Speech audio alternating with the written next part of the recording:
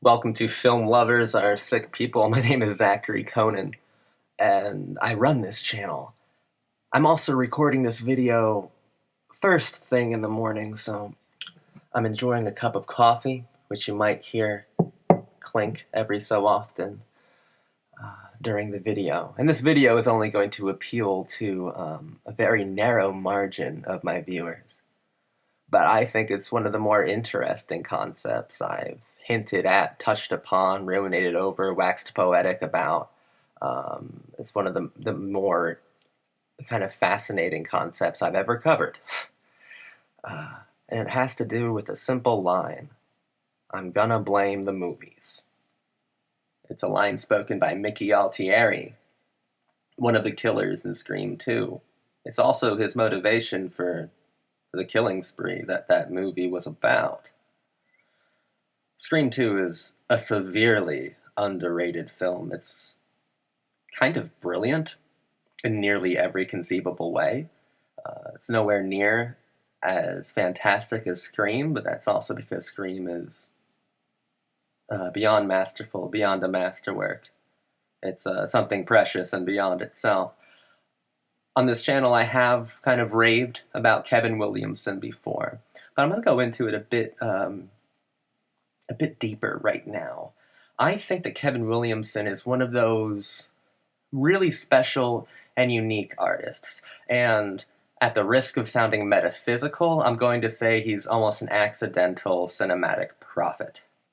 Films like Scream, films like Scream 2, they predicted, in my opinion, they predicted Columbine. These films accidentally identified a symptom of culture. These films almost diagnosed its youth with psychopathic and homicidal tendencies.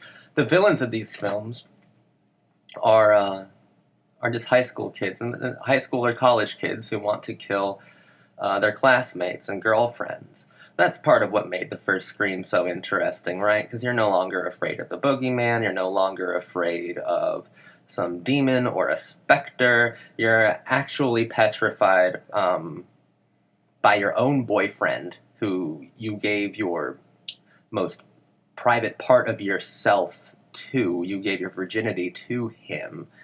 You're petrified by your boyfriend and his dumb fuck drooling best friend named Stu. You're afraid of these fucking guys. These guys who, after they reveal who they are, after they reveal that they are the killers, they stab each other over and over again in the kitchen, get carried away in their own ultra-violence, in their own performative natures. Because I think Kevin Williamson, especially as expressed in Dawson's Creek as well, and I Know What You Did Last Summer, and all of his works are incredibly postmodern. And the idea that they are incredibly self-aware, but they also don't have a very... it's not incredibly devoted to the genre that it is deconstructing, even while Williamson's characters complain and bemoan the limitations of the genre that they have found themselves occupying. They still conform to most every trope that they pre-identify as shallow. And the performative nature, I believe that he knows that, or at least he was able to tell, that the youth were waiting for their 15 minutes of fame. The youth were waiting for something larger, to be performative, right? Just to be performative. And it's not just about a killing spree. We can look at Dawson's Creek. The flowery use of language in that show, the romantic gestures, the dramatic appeals to emotion are all extremely performative, extremely self-aware. And it works so well in spite of itself. So even a killing spree, you can you can apply that mode of artistic reasoning and philosophical know-how over to a killing spree. It has the same kind of characteristics as some sweeping romantic gesture in a teenage soap opera would. I mean, Scream is very, very similar to Dawson's Creek, except in Scream, Dawson Leary would be a killer. It'd be the same thing. It would be very, very similar. It would just be Dawson trying to sleep with Joey and killing, all the friends. Dawson would be a complete killer. In fact, Dawson has a lot in common with Mickey Altieri and Billy Loomis. He really does. Randy Meeks as well. But Randy Meeks is almost the inverse of that concept. Mickey Altieri and Randy Meeks in Scream 2 are almost light and dark versions of themselves, inverses of each other, but neither are very healthy, right? Because where Mickey Altieri he blames the movies, he blames films. Of course, his character knows that he really is just a psycho, that really just likes to kill people, he really just wants to be your serial killer. But his defense will be, I'm gonna blame the movies. And it's honestly, to me, not a terrible defense. And I think it's a lot more, it's a lot deeper than kind of the superficial kind of dressing of that statement would have you believe. Because let's just look at Randy and let's look at Mickey real quick. Neither are healthy or well-adjusted people. The reasons why Mickey is unhealthy are completely expressed, because he's an actual murderer. But Randy, he has a severe, almost debilitating lack of emotional intelligence. He is challenged. His masculinity is challenged all throughout the two films that he is featured heavily in. He doesn't know how to talk to women at all, because his concept, this ideation of women, is something that slasher movies taught to him. So in his own way, he is he views life and sex and friendship in a very cinematically morbid kind of way. And he would be an incredibly well-adjusted individual had it not been for the movies he was so hyper-obsessed with. He was so hyper-fixated over. And it had not been for his monomania. That's something that Dawson Leary would share as well. Something that Billy and Stu would share. Something that Jill and Charlie would definitely relate to in Scream 4. Kevin Williamson was able to diagnose something really incredible within these kind of spoiled, media-obsessed, media-born children, because these are kids who were raised by the television, kids who were raised by video games, kids who were raised by unrealisms. And I feel that cinema is mostly unreal. I've said it before. Even a film that is even neo-realist, but classically realist, even a film that tries to be, even a documentary, is romanticized. I believe that when you film something, you do something irreversible to the thing that you are filming. You make it, almost for a lack of better words, but you make it holy, or you at least make it more cinematic. Dramaturgy exists. It always has existed. Even when you're watching a film that is kind of relentlessly gritty, it is still an unrealism that you are attaching yourself to. This could go to divorce films. This could go to films that seek to document real-life atrocity.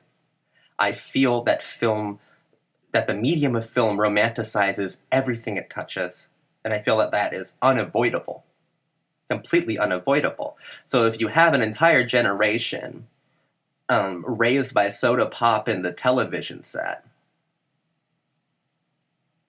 you have a really psychopathic culture on your hands, a really sociopathic generation who don't really understand human emotions or real life motivations, but kind of scarier than that, and I think Williamson has definitely covered this, that becomes the new normalcy. That becomes the new norm.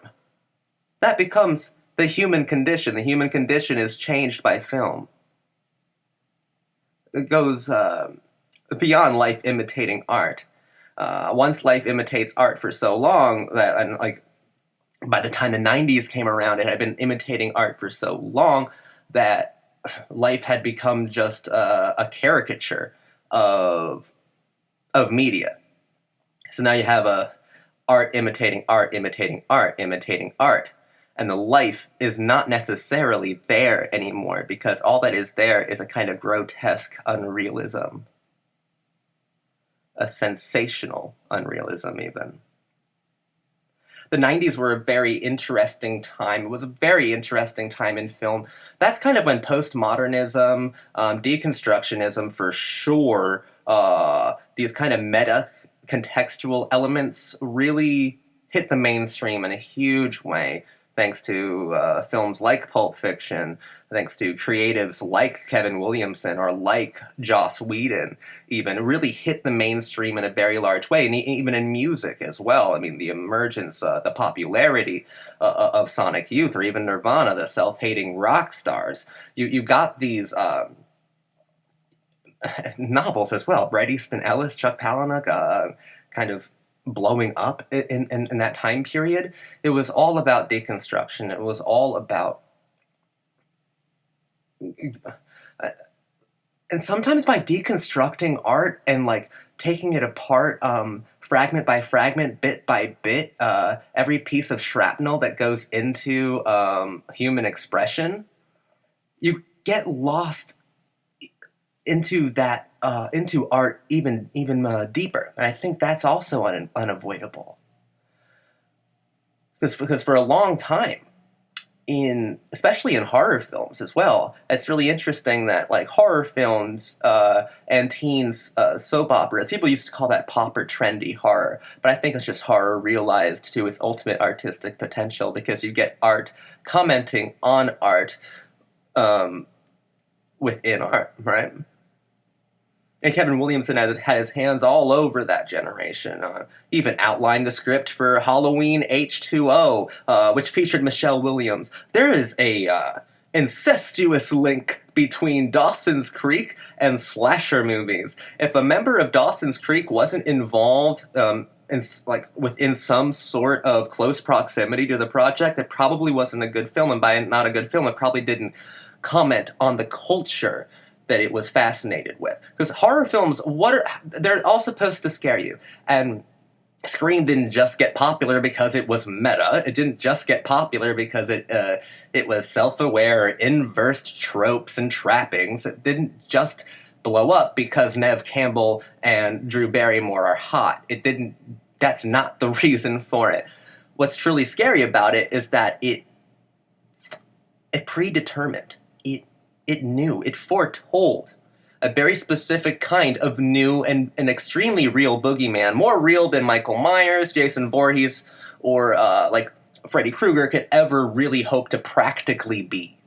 Because these aren't supernatural entities. These are, like I said, your boyfriend and his dumb fuck drooling best friend, your boyfriend's mom, and the geeky film student. That's what this is. That's what this is all about. Somehow diagnose this misplaced anger, this blind aggression and white sheer rage, and probably emphasis on the whiteness, because it understood the straight white male shooter. It understood that so well.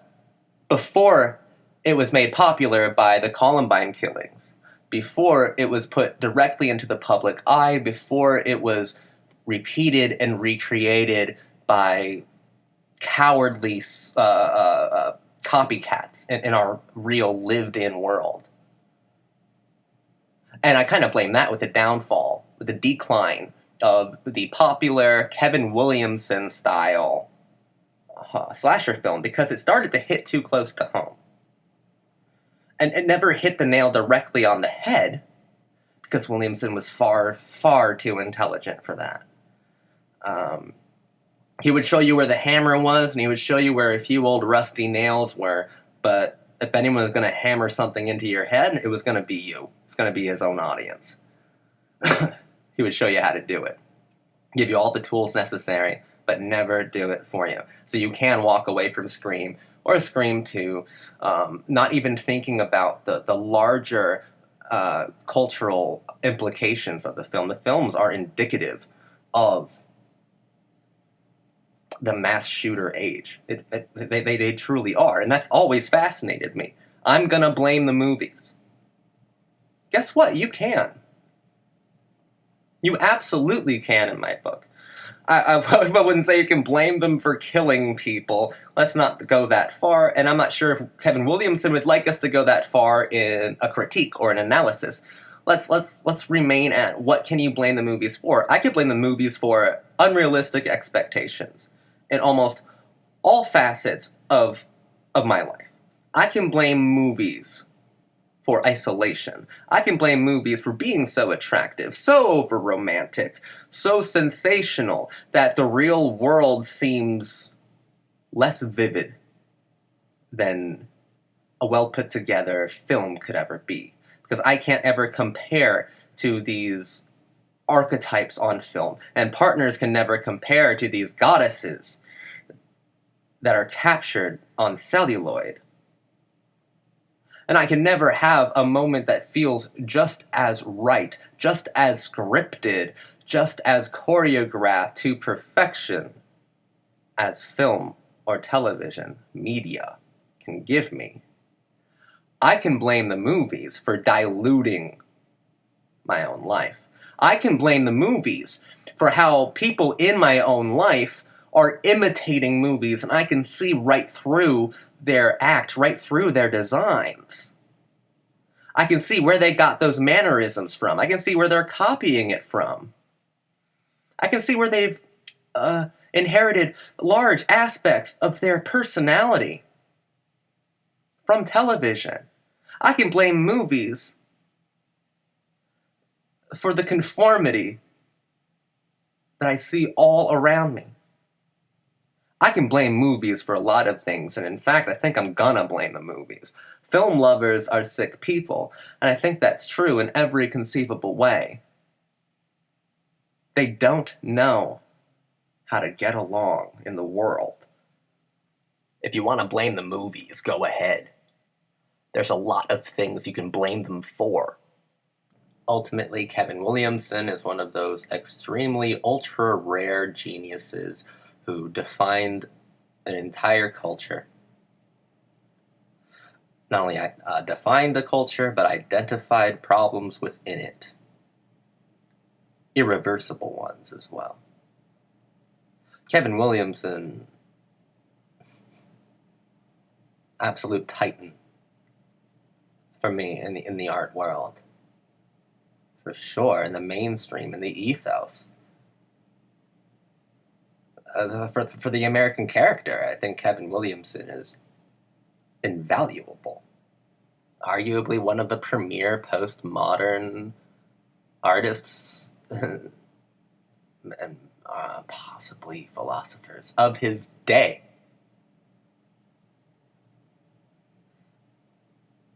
He used deconstruction. He used trope conformity, even, to express a most dangerous, cynical, and ironic condemnation, accusation of the medium in which the accusation is made. You can blame the movies, not for violence, not for abuse, not for anything truly and unforgivably horrific. But the movies have crippled an entire generation. Look at Dawson Leary. Look at how obsessed he was with the obnoxious over-sentimentality found in Spielberg films and how that prevented him from reaching maturity at the same time as his other friends. It prevented Dawson from really taking life as it was. In fact, it became irreversible, and you can't take life for what it was because you've seen life at what it could be at its fullest potential so many times from great sentimentalists. And that's unforgivable. You can blame the movies, because at the end of the day, the movies blame you.